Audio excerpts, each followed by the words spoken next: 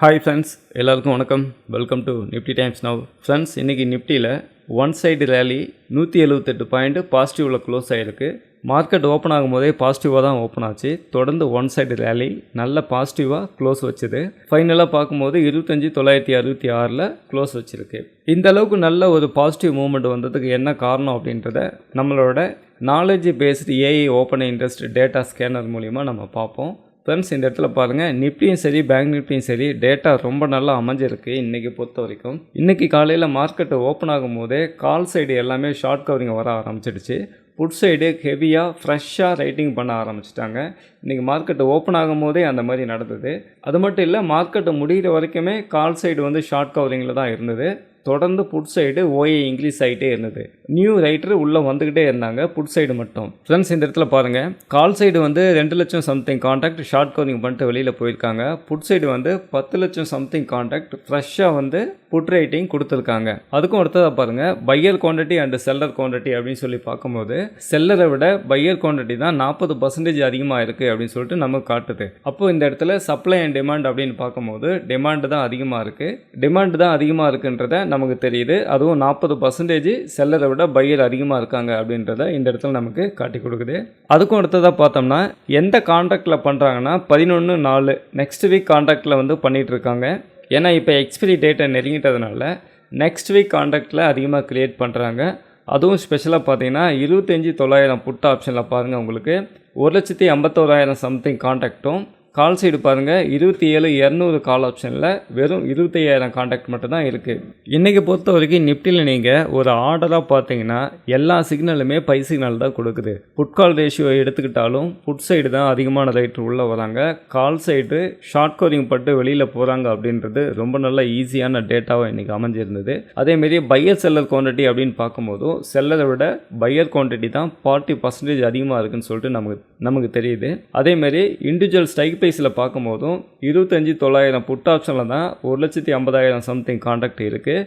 ஆனால் call side பாருங்கள், 27,200 கால் ஆப்ஷனில் ரொம்ப கம்மியாக 25,000 கான்ட்ராக்ட் மட்டும் தான் இருக்குது அப்படின்றத இந்த ஸ்ட்ரைக் ப்ரைஸ்லையுமே நமக்கு காட்டி கொடுக்குது. அடுத்து இதை நம்ம ட்ரெண்டிங் ஒயில் ஒரு டைம் நம்ம பார்த்துருவோம். ஃப்ரெண்ட்ஸ் பாருங்கள், இந்த ட்ரெண்டிங் ஒய் நான் எடுத்து வச்சுருக்கேன். இந்த கிராஃபில் பார்க்கும்போதே உங்களுக்கு தெரியும், மார்க்கெட் ஓப்பன் ஆனதுலேருந்தே உங்களுக்கு புட் சைடு தான் அதிகமான ஒய் இன்க்ரீஸ் ஆக ஆரம்பிச்சிருச்சு. கால் சைடு பாருங்கள், இந்த 0 லைனுக்கு கீழே போயிடுச்சு. இந்த 0 லைனுக்கு கீழே போயிடுச்சு அப்படின்னாலே ஷார்ட் கவரிங் பண்ணுறாங்க அப்படின்றது அர்த்தம். ஸோ இதுதான் நமக்கு இந்த டேட்டாவில் காட்டுது. பாருங்கள், மைனஸில் போயிடுச்சு. -2,44,365 கான்ட்ராக்ட் நெகட்டிவில் போகுது. அதுதான் இந்த கிராஃப்லேயும் காட்டுது. பாருங்கள், 0 லைனுக்கு கீழே போயிடுச்சு. இதை நம்ம இன்னும் கூட நெக்ஸ்ட் வீக் கான்ட்ராக்டில் எடுத்து பார்க்கலாம். இதில் பாருங்கள், உங்களுக்கு 28/10/2025 இருக்குது. நான் என்ன பண்ணுறேன்னாக்கா நெக்ஸ்ட் வீக் எடுத்துக்கிறேன்.